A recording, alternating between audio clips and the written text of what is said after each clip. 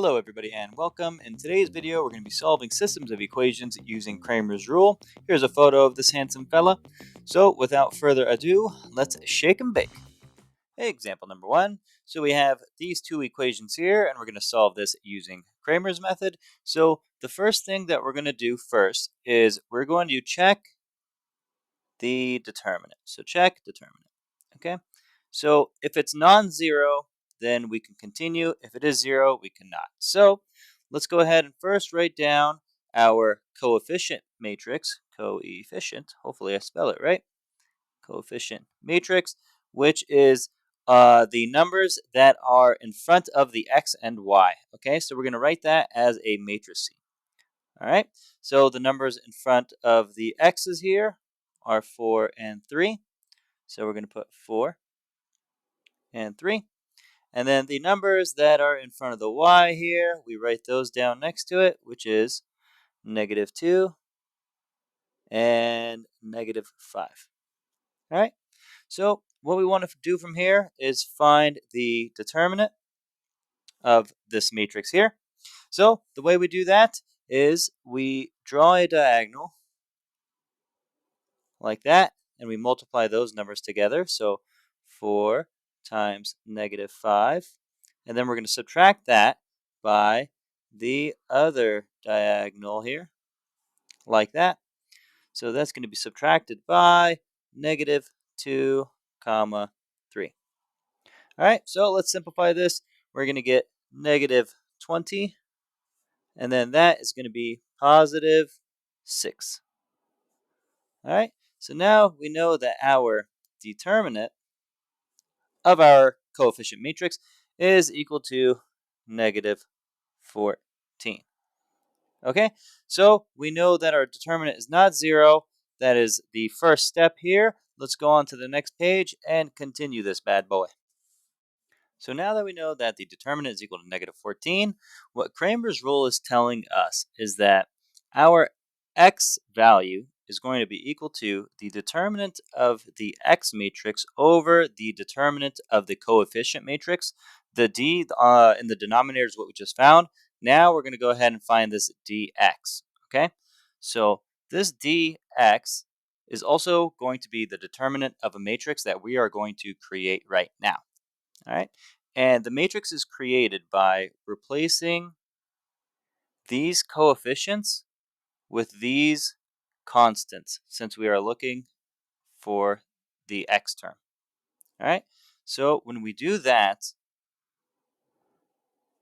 we are going to get 10, 11, and then the y's stay the same, -2 and 5. Okay, so now we just have to find the determinant of this. And when we do that, what we do is we multiply these two numbers right here. 10 times -5 is -50. And we're going to subtract that by the other diagonal. So -2 times 11 is -22, like that. So we know now, when we simplify that, that dx is equal to -50 plus 22, which is -28. All right, so now all we have to do to find the x is plug in the numbers that we found into that equation there. So dx is -28, all divided by our first determinant that we found, -14. And that is going to give us x is equal to 2, just like that. All right, so now let's go ahead and find our y values. So y is equal to dy over d. We already have d. So now all we do, if we look back at the top at our equation, we're looking at the y values. So that means we're going to swap out those values with those values. Okay, so when we do that, dy is equal to our new matrix, which is x's stay the same this time, 4 and 3, and then you have 10 and 11. All right. And what that's going to give us is 44 minus 30, which is equal to 14. Okay, so that's our dy value. So that means that y is equal to dy, which is 14, the number we just found, over that determinant that we found earlier, which is negative 14. And therefore, we know that y is equal to negative 1. Just like that. We found our x and our y. Therefore, this example is complete. Example number 2. So we want to find the answers to this system here. And you can see that we have 3 variables. So step 1 is to find the determinant of the coefficient matrix. So d of coefficient matrix. Okay, so I'm going to go a little bit quicker here. If you need more help finding determinants of like a 3x3 system, I have a video on that. So you can go ahead and check that out. But let's go ahead and set this problem up. So what we're going to do is write down our coefficient matrix, which is negative 1, 2, negative 3, 2, 0, because there's no y value there, 1, 3, negative 4, and 4. Like that. All right.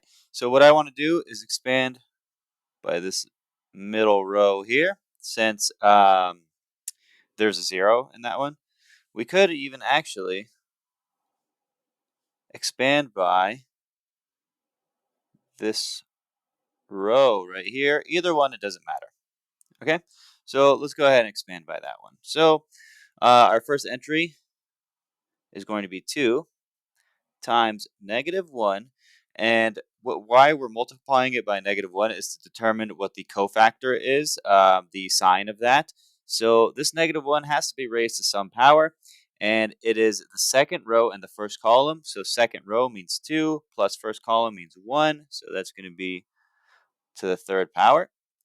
And now we write down our matrix when you cancel out the row and column that 2 is in. So that is 2, negative 3, negative 4, and 4. The next entry is going to be 0, so we're not even going to write that down because everything's going to be 0 there. And then it's going to be plus 1 times negative 1, and that is the second row, third column, so that's going to be raised to the fifth here. And then what we get is negative 1, 2, 3, negative 4. Okay, so now we multiply these, we find the determinants of the 2 by 2's there. So 2 times negative 1 to the third, that negative 1 is going to be a negative 1. It's not going to change to positive, so we're going to have negative 2 times 8 minus 12 plus negative 1 times 4 minus 6. All right, and that's just found by taking the determinants. So let's go ahead and simplify here. So what we're going to get is negative 2 times negative 4 minus negative 2. And that is going to equal to positive 8 plus 2. So that means that our determinant is equal to 10. All right, so let's continue on and find our x, our y, and our z values. Continuing on here. So we found the determinant. Now let's go ahead and find our x value. So x is going to equal to the determinant of the x's here over the determinant of our coefficient matrix. So this d of x, let's start with that. So d of x is the determinant of our coefficient matrix. However, this column, our x values, is going to be replaced by these constants over here. All right, so we have 1, 0, 2, which is these numbers that are replaced for the x's, and then we keep everything else the same. 2, 0, -4, -3, 1, and 4. Just like that. Okay, so now we find the determinant of this. We just went over an example. I'm going to go ahead and expand by this row right here, right? Since we have two zeros there and we have a 1, it should be fairly easy to do that. So that is going to be equal to 1, which is the entry, times -1 raised 2. This is in the second row, which is 2, and third column, which is 3. So 2 plus 3 is 5. And then we find the determinant of whatever's left over when you cancel out the row and column that 1 is in. So that is going to be 1, 2, 2, -4. Okay, so when we do that, we get 1 times -1 is -1 times -4 minus 4 here. Let me fix that as a bracket. And that is going to be equal to -8 times 1 is +8. Okay, so we found our dx value, and we know from this that x is going to be equal to 8, which is the number we just found, divided by the determinant of our coefficient matrix, which is 10. Okay, you can simplify this further. So we got x is equal to 4/5. All right, so let's continue on and find y. All right, so now we want to find the y value. So y is equal to the determinant of the y variable there and over our coefficient determinant that we already found. So let's go ahead and set up or find dy here. So what we do is we replace the y column with our constant column over there. So what we get is -1, 2, 3, and then that column is replaced. So we got 1, 0, 2, and we have -3, 1, and 4. Okay, so let's figure out which row or column we want to expand by. I'm going to go ahead and expand by this second row here, like that. And when we do that, what we're going to get is 2 times -1 raised to the second row, first column, so that is the third power, times the determinant of this matrix here, which is going to be 1, -3, 2, and 4, like that. Then 0, if we expand by that, is going to give us 0, so we're going to go ahead and skip that one. Plus, the next entry is going to be 1 times -1 raised to the second row, third column. That's a 5 there. And the matrix will be -1, 1, 3, and 2. All right, so let's go ahead and do the math here. So this is going to be -2 times 4 minus -6 minus 1 times -2 minus 3, like that. And when we simplify further, we're going to have -2 times +10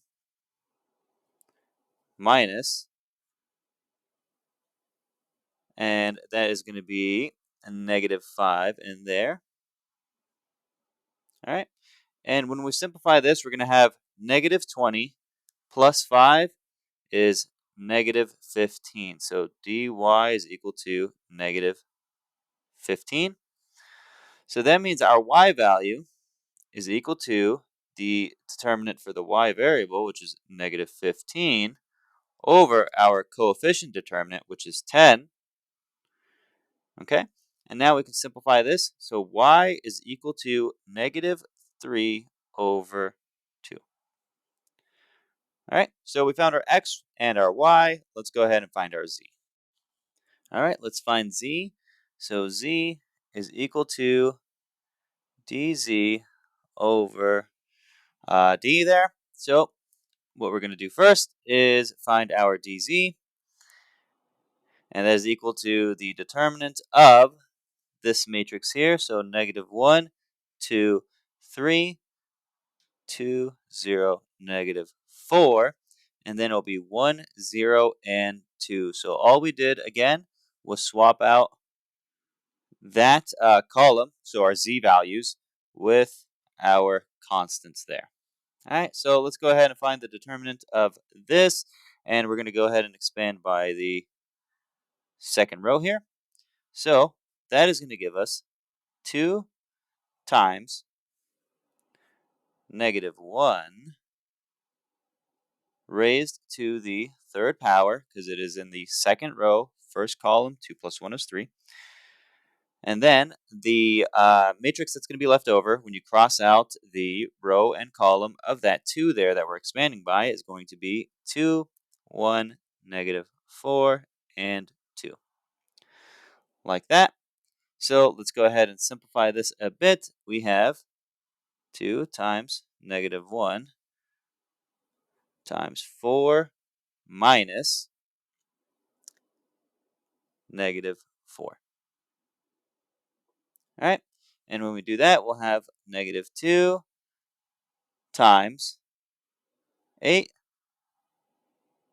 And that means that dy, or dz, sorry, dz is equal to -16. Okay, so the last step is to find our z value, and I'm going to do that over here to the left side. So z is equal to -16 over 10, okay, which is also equal to -8 over 5. All right, so we found our x, we found our y, and we found our z, which is -8 over 5. There are 3 answers right there. Therefore, this example is complete. And I know I went a little fast going over these determinants and stuff like that. If you need help with that, I have a video, and I'll show it right here on the screen that you can click on. Otherwise, our examples today are complete, and this video is complete. So thank you for watching, and see you in the next one.